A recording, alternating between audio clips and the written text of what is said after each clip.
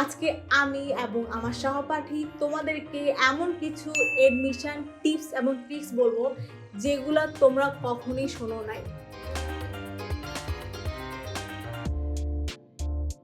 ইন্টারের 2 বছর ধরো তুমি ঠিক মতো পড়াশোনা করো না, এইচএসসিতে তোমার প্রিপারেশন জাস্ট খুবই ভেরি শ্যালো, কনসেপ্ট এখনো ক্লিয়ার না। পুরা কলেজ লাইফে অনেক উড়ে উড়ে ঘুরে বেরিয়েছো, হ্যাঁ, অনেক জায়গায় চিল করেছো। এখন তো এইচএসসি আসছে, জাস্ট কোনো রকমে করে হ্যাঁ একটা রেজাল্ট হয়ে গেল, তার মানে কি তুমি আসলে অ্যাডমিশন টেস্টে ভালো করতে পারবে না, ঢুকতে পারবে না? It's not like that. আমি আমার কলেজ লাইফে সব এক্সট্রা কারিকুলার করতাম।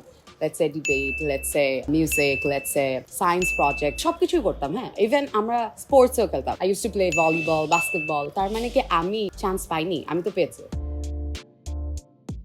ভর্তি পরীক্ষার প্রস্তুতি নেওয়ার আগে তোমাকে প্রথমে জানতে হবে তুমি কোন সাবজেক্টে পড়তে চাও।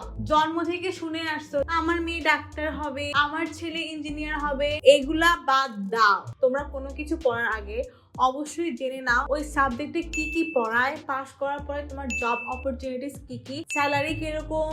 না জেনে কোনো সাবজেক্টে ভর্তি হবা না। আমি কত দেখছি যে আমার সাথে ফ্রেন্ডরাও এত ভালো স্টুডেন্ট ছিল, ওরা ভুল সাবজেক্টে ভর্তি হয়েছে, আলটিমেটলি 4 বছর অনেক স্ট্রাগল করছে, খুব খারাপ সিজিপিএ নিয়ে বের হয়েছে। কেউ সায়েন্টিস্ট হোক, কেউ পাইলট হোক, সবাইকে যে ডাক্তার ইঞ্জিনিয়ার হতে হবে এটা কমপ্লিটলি ফলস। এক একটা স্টুডেন্টস ডাইনামিক্স এক এক রকম। কেউ এসে তোমাকে বলবে আমি তো 600টার ভিতরে 400টাই পারি, 4টা কোয়েশ্চেনের আমি সবগুলাই পারি। তুখর ব্যাচগুলাতে সামনের রোতে বসে থাকবে ওরা, তুমি বলার আগে ইন্টিগ্রেশন করা শেষ, তুমি বলার আগে ডিফারেন্সিয়েশন আনসার শেষ। তখন তুমি মনে করো যে আমি তো আসলে পিছনে বসছি, আমি তো পারি না, আমাকে দিয়ে আসলে মনে হয় না হবে। It's not like that.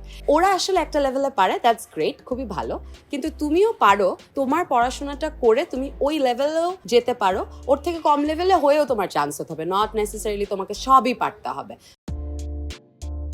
আমাদের বাঙালিদের স্বভাব হচ্ছে আমরা দুই নৌকায় পা দিই। অনেকে ইঞ্জিনিয়ারিং জন্য কোচিং করে, মেডিকেলের জন্য কোচিং করে, আলটিমেটলি কোনোটাতেই চান্স পায় না। তোমাদেরকে অবশ্যই যে কোনো একটা পথ চুজ করতে হবে, হয় ইঞ্জিনিয়ারিং, হয় ভার্সিটি, হয় মেডিকেল। তিনটা কখনোই একসাথে অ্যাচিভ করার চেষ্টা করবা না। তোমরা যে কোনো একটা সিলেক্ট করবা, ওই একটার জন্য কোচিং করবা, একটার জন্য পড়াশোনা করবা, ওই এক জায়গায় পরীক্ষা দিবা এবং ওই এক জায়গায় ইনশাল্লাহ হবে। অনেকগুলা পথে একসাথে হাঁটতে যাবা না।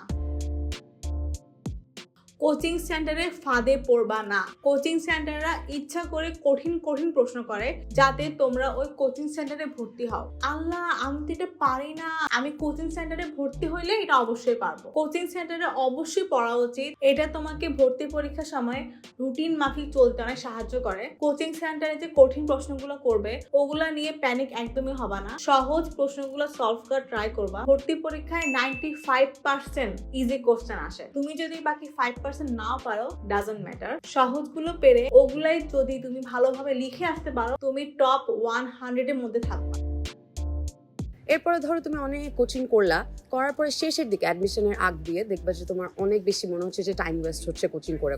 সো অ্যাট দ্যাট পয়েন্ট যেটা করা বেটার সেটা হচ্ছে বাসায় বসে একটু বেশি সময় ধরে পড়াশোনাটা করা। তার মানে লেকচার শিটস, কনসেপ্ট বুক আগেরগুলো পড়ে প্র্যাকটিস করো। তোমার যেটা স্ট্রেংথ, তোমার যেটাতে তুমি ভালো পারো সেইটা বেশি প্র্যাকটিস করো, যাতে এইটা থেকে কোনো রকমের ভুল না হয়।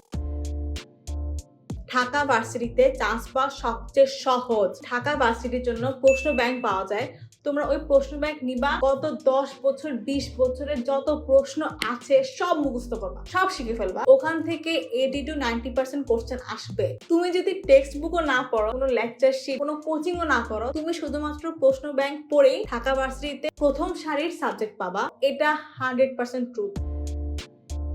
বুয়েটে চান্স পেতে হলে অনেক ব্রিলিয়ান্ট হতে হয়? আমরা আসলে এটাই মনে করি যে বুয়েটে চান্স পেতে হলে অনেক বেশি ব্রিলিয়ান্ট হতে হবে, অনেক ট্যালেন্টেড হতে হবে, অনেক এক্সট্রা অর্ডিনারি হতে হবে। ন্যাচারালি কেউ ট্যালেন্টেড না হলে বুয়েটে ঢুকতে পারবে না, নট রিয়েলি দ্যাট। কেউ যদি হার্ড ওয়ার্কিং হয় সে কিন্তু এমনিতেও বুয়েটে ঢুকতে পারে। বুয়েটে ঢুকার জন্য প্রিপারেশনটা কিরকম হওয়া উচিত? ফার্স্টলি যদি বলি, আমার অবশ্যই কোচিং সেন্টারে যাওয়াই, ওখানে লেকচার শিটস দিবে, অনেক বই দিবে, পড়তে দিবে, নিজের বইও থাকে। সবার আগে যেটা বেশি ইম্পর্টেন্ট সেটা হচ্ছে তোমার টেক্সট বুক। টেক্সট বুকটা তুমি A to Z যদি খুব ক্লিয়ারলি পড়ো, একটা বেসিক কনসেপ্ট কনসেপ্ট তোমার খুব ক্লিয়ার থাকবে। আমরা কি ভুলটা করি জানো, মোস্টলি এই লেকচার শিট দেয়, ওইটা দেয়, আরেকটা কোচিং আরেকটা দেয়, অনেক পেপারস যোগ করি নিজের পড়ার ভিতরে, নিজের টেক্সট বুকটাকে ওভারলুক করে। টেক্সট বুকটার প্রায়োরিটি সবার ফার্স্টে, এবং টেক্সট বুকটার পরেই আমার মনে হয় যেটাতে তোমাদের বেশি ফোকাস করা হচ্ছে সেটা হচ্ছে কোয়েশ্চেন পেপার। দুইটাকে প্যারালালি তোমাকে রাখতে হবে। তাই টেক্সট বুক তুমি যখন পড়ে শেষ করছো, এক্সারসাইজটা কোত্থেকে করবা? কোয়েশ্চেন পেপার থেকে।